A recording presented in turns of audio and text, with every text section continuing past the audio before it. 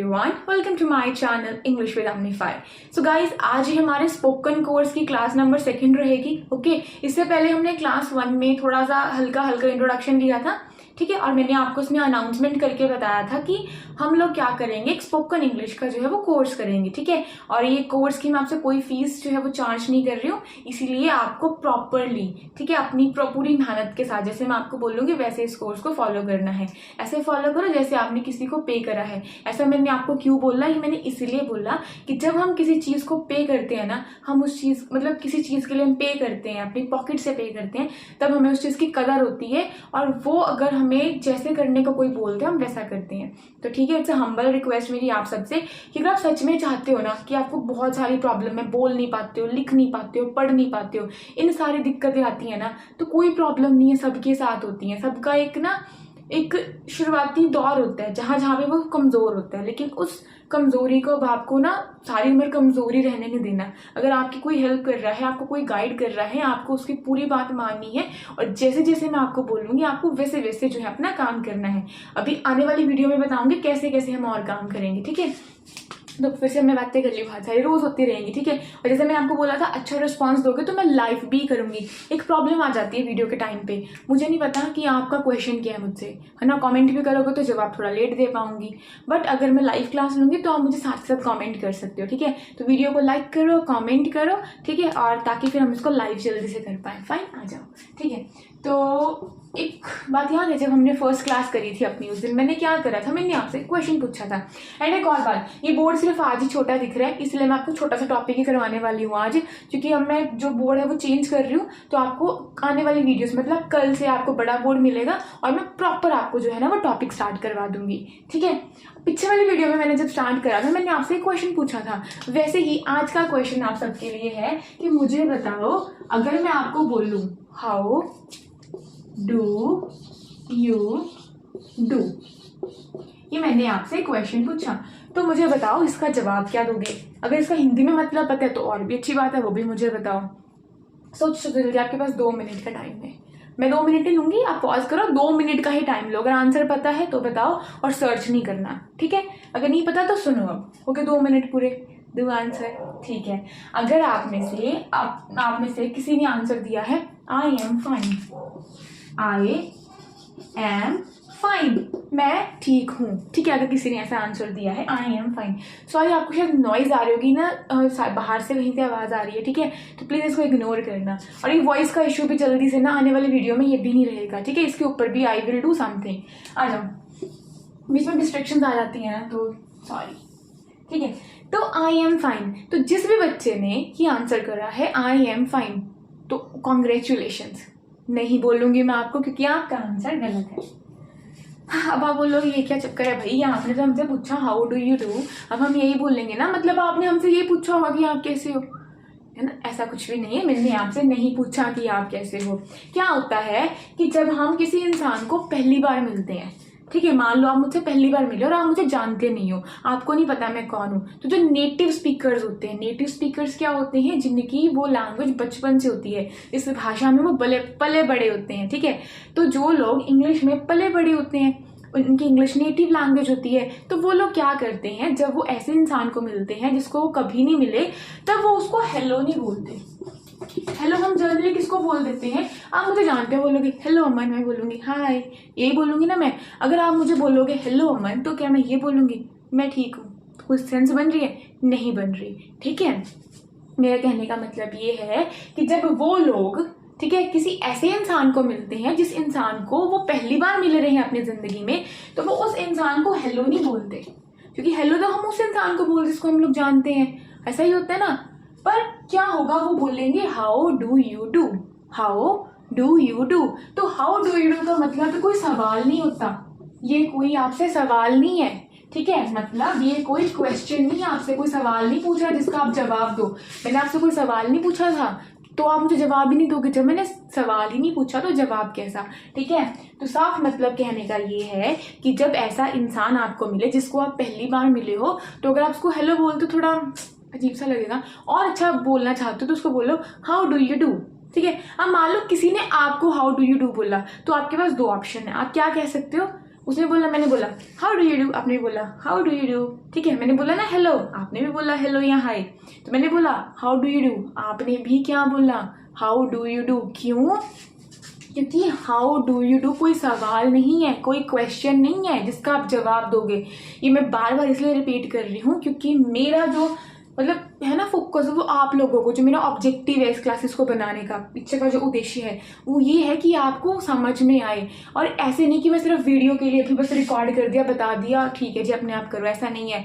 चाहे ये क्लास 1 घंटे की भी हो जाए, मुझे कोई प्रॉब्लम नहीं है, ठीक है। चाहे इसको सिर्फ एक ही बच्चा देखे, I do not have any problem. But ये क्लास ऐसी बननी चाहिए कि आपको बिल्कुल ऑफलाइन वाली ना फील आना चाहिए कि अच्छा भाई हम ना क्लास में बैठे, टीचर सामने पढ़ा रही है और हम लोग लिख रहे हैं और समझ रहे हैं। क्योंकि आप वहाँ टीचर को नहीं बोल सकते मैम मैम बस बस बस टाइम ओवर, अब नहीं बोलना, ठीक है।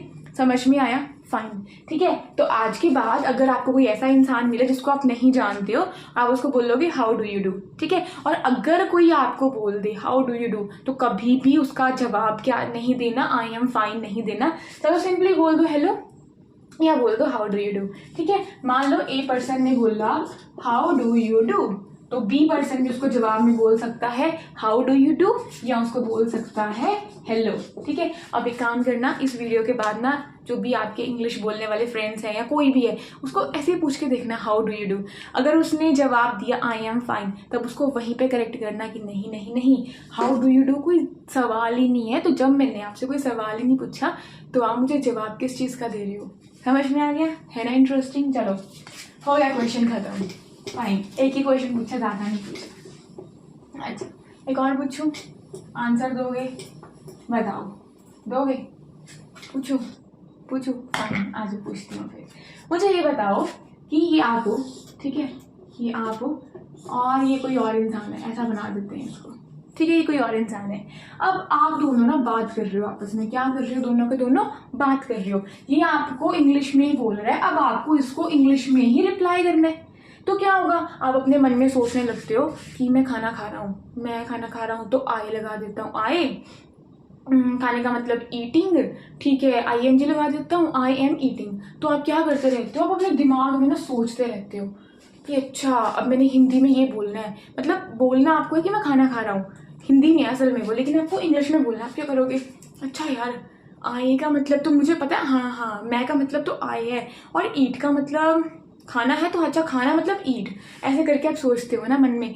तो ऐसी गलती कभी नहीं करनी है। अब मैं देखो सिखाऊंगी तो आपको पहले ऐसे ही कि अच्छा इसकी हिंदी लिखो, बट एक टाइम ऐसा आएगा कि आप ऐसे बन जाओगे, आपको मतलब ही नहीं सोचना पड़ेगा, ये मेरी आपको गारंटी है।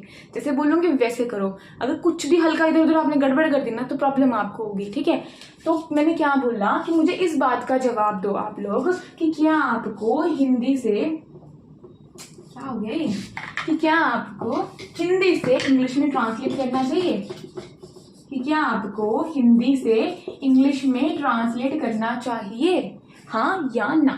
तो जिसने कहा हाँ उसका आंसर गलत है, और जिसने कहा नो उसका आंसर करेक्ट है। लेकिन अब जिस पर्सन ने भी इसका आंसर नो दिया है ना, अब देखो नो चीटिंग, वीडियो को स्टॉप करो और कमेंट में बताओ कि क्यों नो है, ठीक है। अब इसका जवाब मैं देती हूँ कि क्यों नो है। उसके लिए मुझे आपको एक एग्जाम्पल देना पड़ेगा, ठीक है। आ जाओ,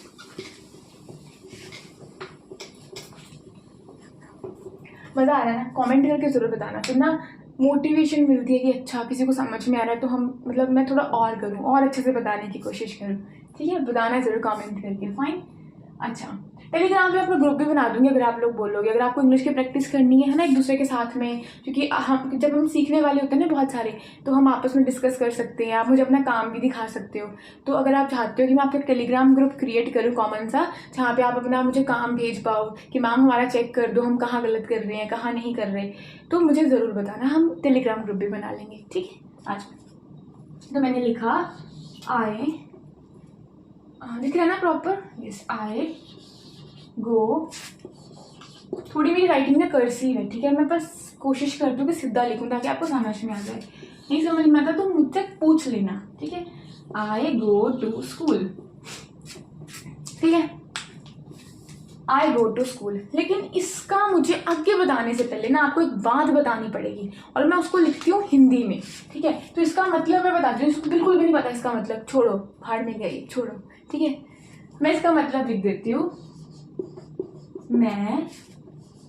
और एक बात ना मैं आपको बता दूं, देखो अभी हिंदी छोड़े ना बहुत टाइम हो गया है, तो कई बार ना स्पेलिंग्स में हिंदी की गलतियां हो जाती हैं मुझसे, तो कई बार मैं गलतियां करूंगी, कई बार नहीं मतलब बहुत ही बार करूंगी हिंदी में, तो प्लीज आप उस पर कुछ मत बोलना, ठीक है। उसके लिए आपको थोड़ा सा मेरे साथ कॉम्प्रोमाइज करना पड़ेगा इस चीज में, ठीक है। मैं स्कूल जाता हूँ या जाती हूँ। अच्छा मुझे एक बात बताओ आप लोग, यहाँ पे मैं स्कूल जाता हूँ में स्कूल कौन जा रहा है? जाना तो एक काम हो गया, मैं जा रही हूँ, मैं खा रही हूँ, मैं बोल रही हूँ, मैं खड़ी हूँ, मैं सो रही हूँ, मैं हंस रही हूँ, मैं रो रही हूँ, बहुत सारे काम करते हैं। कमेंट में बताना आप लोगों को भी कौन कौन से कामों के बारे में पता है। मैं पढ़ रही हूँ, मैं सीख रही हूँ, मैं पढ़ा रही हूँ, मैं इसको हिला रही हूँ, मैं इसको ओपन कर रही हूँ, मैं इसको बंद कर रही हूँ, बहुत सारे काम होते हैं। मैं सुन रही हूँ, है ना, बहुत सारे काम होते हैं। तो वैसे ही जाना भी एक काम हो गया। मैं स्कूल जाता हूँ, जाना जाता है की बात होती है, ठीक है। लेकिन इस चीज में कौन जा रहा है? मैंने क्या बोला? मैं स्कूल जाता हूँ। अच्छा देखो, मैंने बोला मैं पढ़ा रही हूँ, तो मुझे ये बताओ कि मैं पढ़ा रही हूँ, जब मैंने ये बोला तो इसमें काम को कौन कर रहा है? पहले बताओ इसमें काम क्या हो रहा है? इसमें काम हो रहा है पढ़ाना, तो पढ़ा कौन रहा है? मैं ना, है ना, मैं पढ़ा रही हूँ, अमन। तो ऐसे ही इस वाले में कौन जा रहा है स्कूल? आप बोलोगे माँ इसमें ना मैं स्कूल जा रहा हूँ, मैं कर रहा हूँ स्कूल, मैं कर रहा हूँ काम। अच्छा मैंने आपसे और सवाल पूछा कि बताओ काम क्या कर रहे हो, तो आपने बोला मैम बड़ा सिंपल से जाता हूँ। जाता मतलब जा रहा हूँ, तो ये मेरा एक काम हो गया, ठीक है। लेकिन कहाँ जा रहे हो? आपने बोला जी स्कूल जा रहे हैं। कहाँ जा रहे हो? स्कूल जा रहे हैं, ठीक है। तो एक बात याद रखना हमेशा कि इंग्लिश की दुनिया में जो भी इंसान, मतलब कोई भी जो भी किसी काम को करता है, उसको हम लोग इंग्लिश की दुनिया में सब्जेक्ट बोलते हैं। क्या बोलते हैं? सब्जेक्ट बोलते हैं। क्या बोलते हैं? सब्जेक्ट बोलते हैं। जैसे आप लोग पढ़ रहे हो, तो पढ़ कौन रहे? आप। तो अब मैंने पूछा बताओ सब्जेक्ट कौन, तो बोले आप। आप मतलब मैं तो आप बोलूंगी ना, आप बोलोगे मैं। अब अगर मैं बोलूँ मैं पढ़ रही हूँ, तो यहाँ पे पढ़ कौन रहा है? मैं पढ़ रही हूँ। तो मैं काम करने वाली होगी, जो मैं काम कर रही हूँ, मैं ही तो काम कर रही हूँ ना पढ़ने का, मैं ही कर रही हूँ। तो मैं कौन होगी? सब्जेक्ट, ठीक है। तो इंग्लिश की दुनिया में जो भी काम करता है, जो भी काम करता है उसको हम लोग क्या बोलते हैं? सब्जेक्ट बोलते हैं। इतना समझ में आ गया? और हम जो भी काम करते हैं, एक तो मैं काम कर रही हूँ, लेकिन मैं कौन सा काम कर रही हूँ? मैं पढ़ा रही हूँ। किसी भी काम को, खाना पीना उठना सोना जागना, जो भी इतने सारे कामों को हम एक ही नाम से जानते हैं इंग्लिश में, वर्ब। क्या बोलते हैं? वर्ब। क्या बोलते हैं? वर्ब नहीं बोलना, वर्ब। क्या बोलना है? वर्ब, ठीक है। वर्ब नहीं, वर्ब, ठीक है। अब भाई देखो, मैं काम कर रही हूँ, मैं कौन सा काम कर रही हूँ? मैं स्कूल जा रही हूँ, सॉरी मैं जा रही हूँ, लेकिन कहाँ जा रही हूँ? स्कूल जा रही हूँ। मैंने पहले बता दिया था आपको, मतलब आंसर देने लगी थी पहले एकदम से ना, क्वेश्चन पूछा ही नहीं था। तो मैं स्कूल जा रही हूँ, मैं सब्जेक्ट, जाना हो गया वर्ब। तो अब ये स्कूल के हैं, ठीक है। तो कोई भी चीज जो आपको व्हाट का जवाब दे, और भी जवाब होता है, whom का भी होता है, वो नहीं बता रही अभी, ठीक है। ये आपको जवाब दे रही है क्या, आप कौन सा काम कर रहे हो? कौन सा काम करो भाई? आप स्कूल जा रहे हो। कहाँ जा रहे हो? क्या कर रहे हो? स्कूल जा रहे हो। तो फिलहाल के लिए तुक्का लगा के ऐसे चलो, जैसे इसका रूल होता है प्रॉपर, ऐसे फंसने की जरूरत नहीं है। तुक्का लगा के चलो कि भाई जो काम कर रहा है वो तो हो गया सब्जेक्ट, और जो वो काम कर रहा है वो हो गया उसका वर्ब, और बाकी का जो भी बचा वो क्या रह जाएगा? हमारा ऑब्जेक्ट। क्या रह जाएगा? ऑब्जेक्ट। तो बताओ सबसे पहले मैंने क्या लिखा हिंदी में? सब्जेक्ट लिखा था। फिर सब्जेक्ट के बाद मैंने क्या लिखा था हिंदी में? मैंने लिखा था ऑब्जेक्ट। क्या लिखा था? ऑब्जेक्ट। और फिर मैंने क्या लिखी थी हिंदी में? वर्ब लिखी थी। क्या लिखी थी? वर्ब लिखी थी। फिर मैंने प्लस लगा के यहाँ पे ये ना, इसको ये बोलते हैं, क्या बोलते हैं, मतलब इंग्लिश में तो फुल स्टॉप बोलते हैं, बट यहाँ पे मुझे बताना क्या बोलते हैं, ठीक है। अब मेरी एक बात ध्यान से सुनो। अब मुझे ये बताओ कि मैंने लिखा आई गो टू स्कूल। आई का मतलब तो मैं होता है, और मैं मतलब कोई भी सब्जेक्ट जो उस काम को कर रहा है। तो आई क्या हो गया? मेरा सब्जेक्ट हो गया। गो मतलब होता है जाना। क्या होता है? जाना। और जाना क्या है? एक काम है, और काम को हम इंग्लिश की दुनिया में क्या बोलते हैं? हम उस काम को वर्ब बोलते हैं, ठीक है। और जो पीछे का रह जाएगा, हमने क्या बोला था? कुछ नहीं, आंखें बंद करके लिख दो कि वो मेरा क्या है? ऑब्जेक्ट है। अब मुझे बताओ इंग्लिश में मैंने क्या करा? मैंने पहले लिखा सब्जेक्ट, फिर मैंने लिखा वर्ब, फिर मैंने क्या लिखा? ऑब्जेक्ट। दिख रहा है फर्क? अभी नहीं दिखेगा, मैं दोबारा लिख के बताती हूँ, क्योंकि यहाँ पे एकदम से सब कुछ ना एक जगह पे इकट्ठा हो गया, ठीक। अच्छा मुझे एक बात बताओ जरा कमेंट में, अगर जिस बच्चे ने मेरी वीडियो देखी थी पीछे वाली, तो मैंने बताया था सेंटेंस, कोई मुझे बताएगा सेंटेंस क्या होता है? कमेंट में जरूर बताना। अगर नहीं पता तो पहले देखना और फिर कमेंट करके बताना, ठीक है? तो देखो ये है हमारा सेंटेंस स्ट्रक्चर। क्या है? सेंटेंस स्ट्रक्चर, ढांचा सेंटेंस बनाने का। सेंटेंस क्या लिखा था मैंने? सेंटेंस लिखा था मैंने आई गो टू स्कूल। सेंटेंस लिखा था मैंने एक, ठीक है? हिंदी में भी क्या लिखा था मैंने? एक सेंटेंस लिखा था। सेंटेंस मतलब वाक्य, उसको बनाने का ढांचा। ये इंग्लिश का ढांचा और ये हिंदी का ढांचा, ठीक है? मैं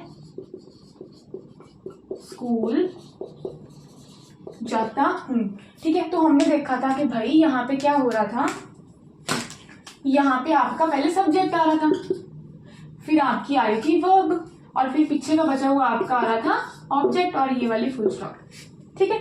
और यहाँ पे क्या हो रहा था? यहाँ पे आ रहा था सब्जेक्ट, फाइन। लेकिन उसके बाद क्या आ रहा था? उसके बाद तो ऑब्जेक्ट आ रहा था, और फिर क्या आ रहा था? फिर जाना भाई, काम। काम मतलब कोई भी वर्ब इंग्लिश की दुनिया में वर्ब और पीछे आपका ये, ठीक है? अब किसी को समझ नहीं आया मैंने ये क्यों बनाया। अब मेरी बात ध्यान से सुनो। मैंने एक सवाल पूछा था कि आपको हिंदी से इंग्लिश में ट्रांसलेट क्यों नहीं करना चाहिए, तो क्यों नहीं करना चाहिए? अब देखो मुझे एक बात बताओ, अगर मैं इंग्लिश का ये पीछे वाला उड़ा दूं, मतलब ऑब्जेक्ट उड़ाना है, तो ऑब्जेक्ट उड़ाना मतलब मैं ये उड़ा देती हूँ, ठीक है? और ऐसे ही मैं हिंदी का भी पीछे का उड़ा दूं, पीछे का उड़ाना है तो मैंने उड़ा दिया। पीछे इसके वर्ब थी तो ठीक है जी, मैंने इसकी वर्ब उड़ा दी। अब सेंटेंस पढ़ो, आई गो, मैं जाता हूँ, मतलब बन रहा है। लेकिन जब मैंने बोला मैं स्कूल, अरे भाई मतलब ही नहीं बन रहा। क्या मतलब? पीछे का सेंटेंस ही उड़ा दिया तो मतलब ही नहीं बना। तो देखो मेरा कहने का इतना सा मतलब है कि क्यों आपको हिंदी से इंग्लिश में ट्रांसलेट क्यों नहीं करना चाहिए। ओके फाइन, तो क्यों नहीं करना चाहिए आपको ट्रांसलेट? क्योंकि क्या होता है, दोनों का मतलब आपकी इंग्लिश और आपकी हिंदी के जो सेंटेंस स्ट्रक्चर होते हैं ना, ये क्या होते हैं आपके? डिफरेंट होते हैं। डिफरेंट कैसे होते हैं कि इंग्लिश में सब्जेक्ट दोनों में पहले आता है, लेकिन चक्कर कहाँ पड़ जाता है, इंग्लिश में जो वर्ब है, जो असली काम है वो बीच में आता है, तो पीछे का उड़ा दोगे ना कोई दिक्कत नहीं है। लेकिन हिंदी में असली काम पीछे आता है, तो अगर पीछे का ही उड़ा दे तो कोई मतलब नहीं बन जाता, ठीक है? तो सिंपल सा जवाब ये है। आई एम सॉरी अगर आपको कोई आवाज़ अभी आई होगी, ठीक है? उसके लिए सॉरी, क्योंकि आपको पता है जब हम रिकॉर्ड करते हैं ना तो ऐसा मतलब कॉमन है आवाज़ आना है, ठीक है? सॉरी उसके लिए। अब देखो क्या बोल रही थी मैं, और आई वाज सेइंग, हाँ, तो एक वर्ड में अगर आपको जवाब देना हो कि हमें हिंदी से इंग्लिश में ट्रांसलेट क्यों नहीं करना चाहिए, तो सिंपल सा जवाब देना है कि दोनों के वाक्य की ढांचे में, दोनों के सेंटेंस के स्ट्रक्चर में फर्क होता है। हिंदी में सबसे मेन काम पीछे आता है। सबसे मेन क्या होती है किसी भी चीज की? जान क्या होती है? हमारी जान क्या है? मतलब अगर हम किस वजह से हैं, अगर हमारी आत्मा है तो हम लोग हैं। वैसे ही अगर किसी भी सेंटेंस में वर्ब होगी, मतलब कोई काम होगा, तभी उसमें जान है, वरना उसमें कोई जान नहीं है, ठीक है? समझ में आ गया? तो क्योंकि उसकी जो जान होती है हिंदी में क्या होता है, वो पीछे होती है। जो वर्ब है वो पीछे होती है, पर इंग्लिश में वो बीच में होती है, ठीक है? इसलिए हमें कभी भी ट्रांसलेट नहीं करना चाहिए। आपको ये बहुत आगे जाके समझ में आएगा, ठीक है? जब धीरे धीरे आप काम करोगे आपको सारी बातें जो है ना वो क्लियर हो जाएंगी, ठीक है? आई होप ये वीडियो ज़्यादा लंबी ना बन रही हो, लेकिन बहुत सारे कॉन्सेप्ट हैं, सिखाऊं या स्टॉप कर दूं? चलो एक आधा कॉन्सेप्ट कर लेते हैं, ठीक है? समझ में आया हमने क्या क्या पढ़ा? हाउ डू यू डू का बता दिया मैंने, और हमें हिंदी से इंग्लिश में क्यों ट्रांसलेट नहीं करना चाहिए ये भी मैंने आपको बता दिया। क्यों नहीं करना चाहिए? क्योंकि दोनों के सेंटेंस के स्ट्रक्चर में फर्क होता है। जो हमारी असली जान होती है, मतलब जो हमारी वर्ब होती है सेंटेंस की, वो हिंदी में पीछे होती है, और अगर मैं उसको रब कर दूं, उड़ा दूं, तो सेंटेंस का या वाक्य का कोई मतलब नहीं रहता, लेकिन इंग्लिश में वो बीच में होती है। अगर मैं सेंटेंस का पीछे का हिस्सा भी उड़ा दूं, मतलब उसको ऑब्जेक्ट रिमूव कर दूं, तो उस सेंटेंस में तब भी कोई सेंस रहती है। फाइन, ठीक है? देखो टॉपिक कराने से पहले ना मैं आपको एक और चीज बता दूं जो बहुत जरूरी है, जो कि मैं भूल ना जाऊं, इसलिए मुझे अभी आपको बतानी पड़ेगी, ठीक है? तो हमारा रोज का क्या रहेगा, किस तरीके से हम लोग आगे बढ़ने वाले हैं? देखो एक तो हम टॉपिक करा करेंगे, कोई भी होगा। अगर आप चाहते हो मैं इस टॉपिक को 2 दिन करवाऊं, ठीक है? कैसे करा करेंगे? देखो 2 तरीके बता रही हूँ। एक तो मैं ऐसे बता देती हूँ कि मैंने आपको टॉपिक कराया, मैंने आपको काम दिया, हमने कर लिया, ठीक है? दूसरा तरीका, मैंने आपको टॉपिक दिया, आपने काम किया और आपने मुझे टेलीग्राम पे सेंड करा, और जहाँ पे कोई आपके डाउट है अगले दिन उसी टॉपिक की डाउट की क्लास ले लो। तो मुझे ज़रूर बताना कैसे करना है, पहला तरीका और दूसरा तरीका कौन सा आपको अच्छा लगे, ठीक है। बट एक चीज़ सब में सेम रहेगी कि हम रोज टॉपिक करेंगे और 5 डेली यूज सेंटेंसेस करेंगे। अब इंग्लिश में ना आप हर चीज़ का रूल सीख लोगे या कुछ कर लोगे तब भी कुछ नहीं होगा, कुछ ज़रूरतें भी माननी पड़ती हैं। जब आप कोई भी अपनी लैंग्वेज लो, हिंदी ले लो या पंजाबी, जैसे मेरी मदर टंग जो पंजाबी है, ठीक है, तो कोई भी लैंग्वेज ले लो तो उसमें क्या होता है कि हम बहुत सारी बातों का तो हमें पता ही नहीं होता, रूल का कुछ भी, ग्रामर का हमने अपने किसी से सुनी होती हैं, पेरेंट्स से सुनी होती हैं, अपनी फैमिली से, अपनी सराउंडिंग से सुनी होती हैं और हमारे कानों में पड़ जाती हैं, ठीक है जी, अब हम वही बोल देते हैं, मतलब हमें किसी को नहीं पता होता कि कैसा क्यों है, ठीक है। तो वैसे ही इंग्लिश में भी होता है, आपको बहुत सारी चीज़ों के जिसको आप डेली अपनी ज़िंदगी में इस्तेमाल कर पाओ, मतलब ऐसे वाक्य जिनको डेली आप अपनी इंग्लिश में यूज़ कर पाओ, वो रोज़ हम 5 करेंगे, एक टॉपिक करेंगे, 5 ये करेंगे और एक हम वोकैबुलरी करेंगे रोज़ की। ये वाला कभी करेंगे कभी नहीं करेंगे, अगर आपको करना होगा डेली तो मुझे बता दिया करना, मैं करवा दूंगी, ठीक है। लेकिन ये 2 चीज़ें आपकी रहेंगी, ठीक है, और मैं आपको काम बहुत सारा दूंगी, ठीक है, समझ में आया। अभी मैं क्या करा करूंगी, इस चीज़ के लिए ना 2-3 मिनट की वीडियो अलग से पोस्ट कर दिया करूंगी इस क्लास के बाद। तो इसके बाद ना आपको ये वीडियो जो है वो ज़रूर जाके देखनी है, ठीक है। 5 डेली यूज सेंटेंस की। अब करना क्या है, आपको लेने हैं 2 रजिस्टर। कितने लेने हैं? 2 रजिस्टर। लाइन वाले लेने होंगे तो लाइन वाले ले लेना, प्लेन लेने होंगे तो प्लेन ले लेना। देखो, अगर सीखनी है इंग्लिश तो मेहनत करनी पड़ेगी, नहीं सीखनी है तो फिर आपको पता है मत करना फिर काम, ठीक है। आ जाओ, 2 रजिस्टर लेने हैं। एक रजिस्टर तो होगा आपका ऐसे, इस पर हम लोग पूरा टॉपिक करेंगे, उस पर सिर्फ टॉपिक होगा और उसके इंडेक्स में भरते जाना जी, अच्छा ये, और इस टॉपिक पे मैं जो कराऊंगी वो नोट करना है, और जो मैं आपको काम दूंगी वो नोट करना है, जो आप मुझे टेलीग्राम पे फोटो खींच के भेजोगे, फाइन। तो दूसरा रजिस्टर लोगे, ठीक है, दूसरा रजिस्टर है ये, उसको ओपन करना, ओपन करके उसको ना ऐसे डिवाइड कर लेना। क्या कर लेना? ऐसे डिवाइड, पार्टीशन कर लेना, ठीक है। अब क्या करना, इस तरफ तो आपको लिखनी है जो रोज मैं आपको 5 डेली यूज सेंटेंसेस कराऊंगी, उस चीज की आपको यहाँ पे नोटबुक बनानी है, और इस तरफ आपको वोकैबुलरी की बनानी है। देखो, वोकैब वैसे भी कम रहने वाली है, ठीक है, लेकिन हम क्या करेंगे, कुछ कुछ अच्छी ट्रेडिशनल सी बातें, से क्वेश्चन पूछा था मैंने वो वाला, तो वो इस चीज़ में आपने ऐड कर लिया वोकैब का, और एक्स्ट्रा आपने एक चीज़ ऐड कर ली, ठीक है। तो देखो, अगर आप सीरियस हो पढ़ने के लिए, इंग्लिश सीखने के लिए, और लिखना नहीं आता, कुछ भी नहीं आता करना, बताओ, काम दिखाओ, सब आएगा, ठीक है। बाकी समझ में आ गई, 2 क्या करना क्या नहीं करना। 2 नोटबुक्स लगानी है, चाहे लाइन वाली लगाना, चाहे जैसी मर्जी लगाना, ठीक है। एक टॉपिक कर लेते हैं छुटकू सा, आज जब मैं एक्स्ट्रा बोलूंगी ना, जब आपको, तब आपने वो उस साइड पे लिखना है जाके, ठीक है। टॉपिक कौन सा करें हम, ये कर लेते हैं छोटा सा ना अभी, ठीक है। एक बोर्ड नहीं है ना अभी बड़ा मेरे पास, बोर्ड अभी लगेगा थोड़ी देर में, तो फिर उस पर हम रिकॉर्ड करेंगे कल, क्योंकि अभी बहुत ज़्यादा टाइम हो चुका है तो रिकॉर्ड करने का टाइम नहीं है, ठीक है। तो हम करने वाले हैं दिस, दैट, दीज और दोस, ठीक है। तो कोई बताएगा इन चारों का फर्क जल्दी से, 1 मिनट में भी थोड़ा रेस्ट कर लेती हूँ। बताओ जल्दी, पोज करो, जल्दी बताओ। नहीं पता है, अगर पता है तो गुड, नहीं पता तब भी गुड, ये आपने सोचा तो सही, फाइन, ठीक है। अब देखो, ओके, मैंने भी आपकी तरह थोड़ी सी रेस्ट कर ली थी, ठीक है। तो आ जाओ, करते हैं टॉपिक को। अब देखो, हम कर रहे थे दिस, दैट एंड दीज, दोस। अब इनमें फर्क क्या है, ठीक है। तो आ जाओ, मैं आपको बताती हूँ इनके अंदर फर्क क्या है, ठीक है। अब देखो, यहाँ पे कुछ बनाती हूँ और देखना, ठीक है। देखो, दिस का मतलब और दैट का मतलब, ठीक है, एक तरह से दोनों का मतलब, इसका मतलब ये है और इसका मतलब वह है, दोनों का मतलब ना एक ही सेंस में जाता है। देखो कैसे, अब देखो, अगर कोई एक चीज है, क्या बोला मैंने कि कोई एक चीज है, कोई एक ही चीज है, थोड़ा यहाँ पे करके लिखती हूँ ताकि आपको समझ में आए। कोई एक ही चीज है, लेकिन अगर वो पास है,